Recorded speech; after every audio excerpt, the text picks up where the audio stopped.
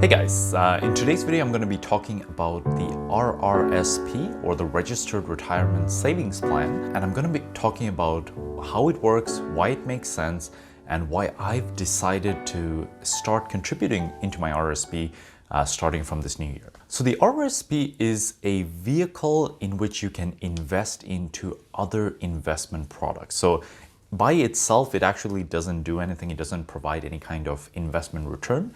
It's a vehicle that you put your money into and then you invest it into index funds, stocks, bonds, mutual funds, other kinds of investments that are held within the RRSP.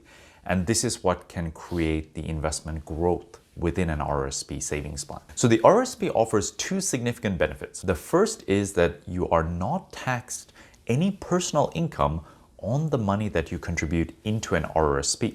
For example, if you make $50,000 a year, you put $10,000 into your RRSP that year, you are then taxed as if you made $40,000 a year. That reduction in your income tax is why most people receive refunds at the end of the tax filing season, simply because they've paid as more income taxes as if they were making $50,000, and now because of the reduction based on the RRSP contribution, they get that difference as a refund. The second benefit is not talked about a lot, but it is an important benefit.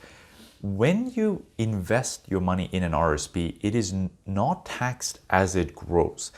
So typically, if you have money in an unregistered investment account, each time you get paid a dividend, for example, from an index fund, or each time, say you make some profit and you sell it, that's called capital gains and as well as dividend income.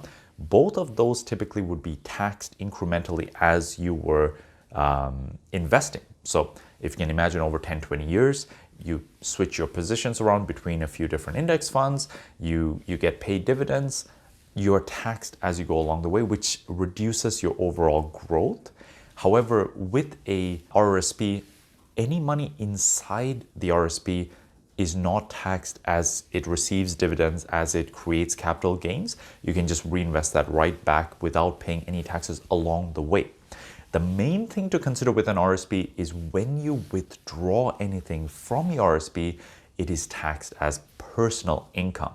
So this is where it becomes a little bit tricky to decide if the RRSP makes sense for you, because you almost need to calculate, am I going to make more in the future than I am now? If that's the case, many times it doesn't make sense to contribute to your RRSP simply because you're getting a tax refund right now based on your current income. But if you're going to make a higher income in the future when you withdraw the money, then it doesn't quite make sense. Where it makes sense many times is in retirement planning. Most people expect to make less income in retirement if you're working a job and you quit. You have no income, and then at that point, if you withdraw from your RRSPs, that's where it can make sense, where you're contributing in your higher income years and you withdraw it in your lower income years. Now, I actually consider the tax you pay on withdrawals from an RRSP a benefit, not a disadvantage. The reason for that is it forces you to stay disciplined with the money you contribute, because the penalty for taking it out is pretty significant. So as a result, you're forced to let the investments grow over longer periods of time and really compound, because the penalty for taking it out is just so costly. If you're someone just getting started in your career and your income isn't too high, the RRSP may not actually make sense for you. It may be simply easier to put your money in a tax-free savings account. You don't get any kind of refund, but then the funds can grow, and if you need to take it out for a shorter term purchase, that may be a better way to invest your money. So, for example, many people looking to buy their first home, except for the case where you can take advantage of the RRSP home buyers plan, which I'll talk about in the next video.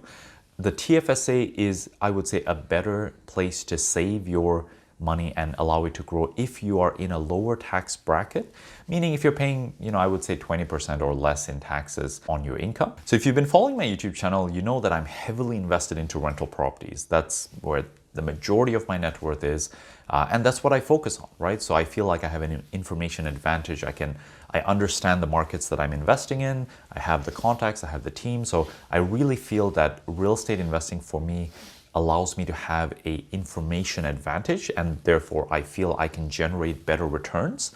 And similar to most millennials in their 20s, the idea of saving money towards my retirement is really something that doesn't inspire me. So the idea of, setting aside 10-20% of my income every single year towards taking it out in my 60s, 70s, 80s, that doesn't really inspire me. Also simply because I feel that my rental properties will create far more than what I can set aside and save in an RRSP. I still decided to go ahead and start contributing into my RRSP starting from next year. And here's the two main reasons why. The first is my business has continued to grow to the point that my personal income is becoming significant and I'm getting taxed at the 43% tax rate. And even though I've incorporated my business so I can actually control how much I get paid in a salary, the rest is kept in that corporation, I still need to keep my income high enough to be able to qualify for the mortgages on the rental properties that I'm purchasing. So I can't simply pay myself, what I actually use. I have to pay myself enough that the bank's going to still continue to lend money to me. So as a result, I'm going to be taking a salary higher than what I need. So by contributing it to an RRSP, it's a way for me to reduce the taxes that I pay while still keeping a higher total income that the bank is going to use to qualify me for mortgages. And like I mentioned, that 43% tax refund I consider is worth the contribution to an RRSP. So if I put $10,000 into an RRSP, I get $4,300 back in taxes. I think that's a good return on that contribution. The second reason I'm valuing the idea of putting money into an RRSP is diversification. So right now, my income as a realtor is strictly based on real estate sales.